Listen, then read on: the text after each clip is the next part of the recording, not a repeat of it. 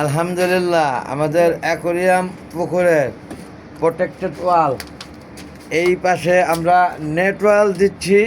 মাশাল্লাহ, এটার সাশ্রয় এবং ওজনও কম হবে, যেহেতু 7তলা ছাদের উপরে অ্যাকোরিয়াম পুকুরে।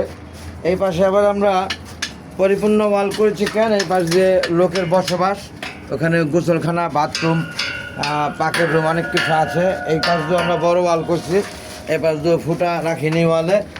এই পাশ দিয়ে গেট রেখেছি আমরা অ্যাকোরিয়াম পুকুরে ঢোকার জন্য। এই যে সংস্কারের কাজ চলছে, এদিক দিয়ে নেট ওয়াল করে দিচ্ছি। কিছুটা ওজনও কমলো এবং কিছুটা ইটও কম লাগলো, তাই না?